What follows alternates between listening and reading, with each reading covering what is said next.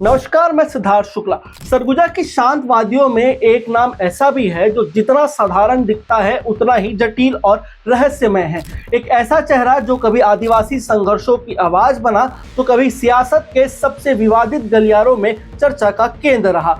एक ऐसा नाम जिसने मिट्टी के घर से निकलकर सत्ता के शिखर तक का सफर तय किया, लेकिन इस सफर में कई सवाल, कई आरोप और कई कहानियां पीछे छोड़ गया। ये कहानी है अमरजीत भगत की, एक किसान का बेटा जिसने गरीबी में सपने देखे, संघर्षों में खुद को तराशा और फिर राजनीति की ऐसी बिसात पर कदम रखा जहां हर चाल के पीछे एक नई कहानी छिपी थी। लेकिन क्या ये सिर्फ संघर्ष की कहानी है या फिर सत्ता की उस भूख की जिसमें दोस्तों से गद्दारी हुई और सिद्धांतों से बगावत? तो चलिए शुरू करते हैं। सरगुजा संभाग के पार्वतीपुर गांव में 22 जून 1968 को एक साधारण किसान परिवार में जन्मे अमरजीत भगत का जीवन खेतों में मेहनत करते हुए बीता। युवावस्था में कदम रखते ही उनका रुझान राजनीति की ओर बढ़ने लगा। यह 1980 और 90 के दशक का समय था जब सरगुजा क्षेत्र नक्सलवाद, पिछड़ेपन और कई अन्य समस्याओं से जूझ रहा था। इस दौरान पूरे सरगुजा क्षेत्र में टीएस सिंहदेव यानी टीएस बाबा का प्रभाव था, जिनके साथ कई नेताओं ने अपनी राजनीतिक शुरुआत की। इस दौर में अमरजीत भगत भी सरगुजा अंचल में अपनी अलग पहचान बना रहे थे। बाद में उन्होंने भी बाबा के साथ मिलकर इस क्षेत्र में कांग्रेस को मजबूत करने का काम किया। लेकिन राजनीति का रास्ता कभी सीधा नहीं होता, यहाँ हर कदम पर परीक्षा होती है। अमरजीत भगत ने भी ये सब झेला। शुरुआत में उन्हें नज़रअंदाज किया गया, कई बार विरोधों का सामना करना पड़ा, लेकिन उन्होंने हार नहीं मानी। उनका लक्ष्य साफ था, आगे बढ़ना और अपनी अलग पहचान बनाना। यही जिद उन्हें आगे ले गई। साल 2003 में उन्होंने पहली बार चुनाव जीता और यहीं से उनकी राजनीतिक यात्रा ने नया मोड़ लिया। एक साधारण किसान का बेटा अब विधायक बन चुका था। लेकिन असली कहानी यहीं से शुरू होती है। साल 2018 में कांग्रेस के सत्ता में आने के बाद उनकी छवि तेजी से बदलती। वो सिर्फ एक नेता नहीं रहे बल्कि एक ताकतवर खिलाड़ी बन गए। सरगुजा की राजनीति में उनकी पकड़ मजबूत होती गई और यहीं से बगावत के सुर भी गूंजने लगे। उन्होंने तत्कालीन मुख्यमंत्री भूपेश बघेल का दामन थाम लिया और टीएस बाबा के खिलाफ खड़े होते नजर आए। जो कभी टीएस बाबा के करीबी माने जाते थे, अब वो नए खेमे में दिखाई देने लगे। सरगुजा की गलियों में चर्चा शुरू हो गई कि ये सिर्फ रणनीति है या फिर सियासत की मजबूरी। अंबिकापुर के राजीव भवन का वो वाकया आज भी लोगों के बीच चर्चा का विषय है। एक ही कार्यक्रम में 2 बार रिबन काटा गया। पहले टीएस सिंहदेव ने उद्घाटन किया और फिर अमरजीत भगत पहुंचे और नया रिबन मंगवाकर दोबारा उद्घाटन किया। ये सिर्फ उद्घाटन नहीं थी, ये सिर्फ एक घटना नहीं थी, बल्कि उस अंदरूनी खींचातान का संकेत था जो खुलकर सामने आ रहा था।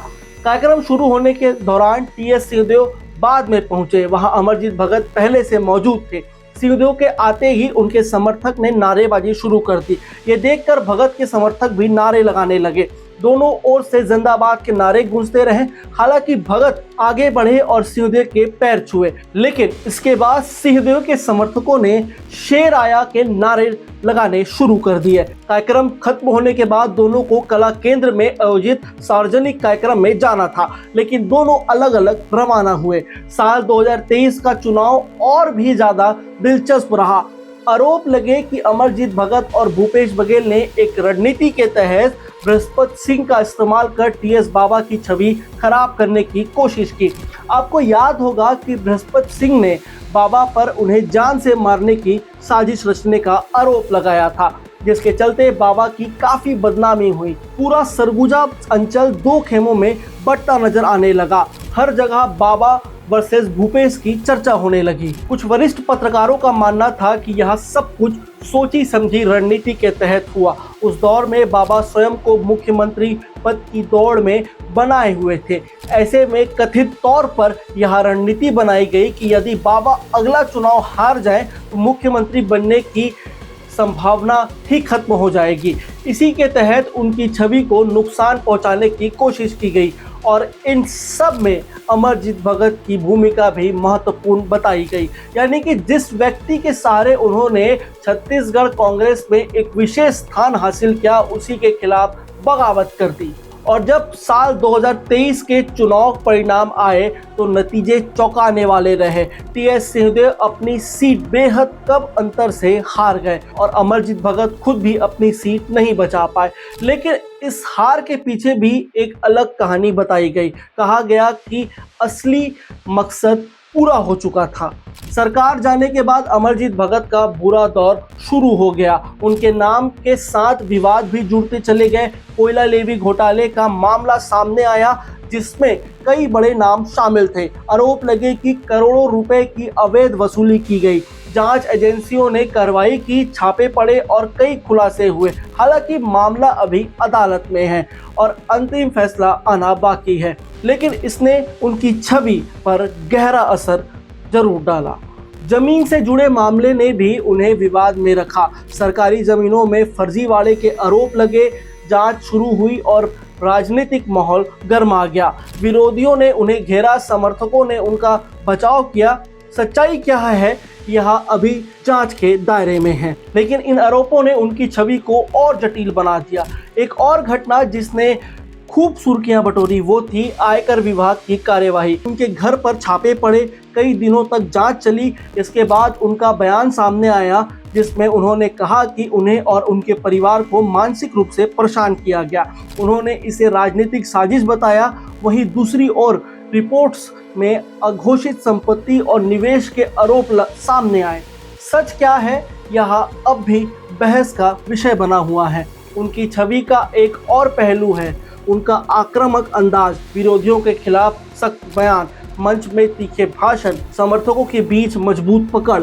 कुछ लोग इसे उनकी ताकत मानते हैं तो कुछ उनकी कमजोरी।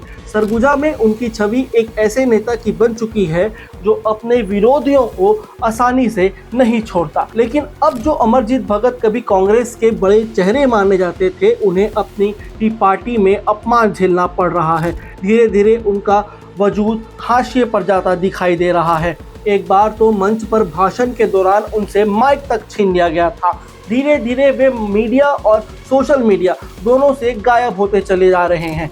अब कुछ खबरें ये भी कह रही है कि वे फिर से अपना बचाव करने के लिए बाबा का दामन थामने वाले हैं। लेकिन इन सब के बीच एक सच्चाई और भी है। उनका संघर्ष भरा अतीत, एक ऐसा अतीत जिसे नज़रअंदाज नहीं किया जा सकता। एक किसान का बेटा जिसने अपनी मेहनत के दम पर यहाँ तक का सफ़र तय किया।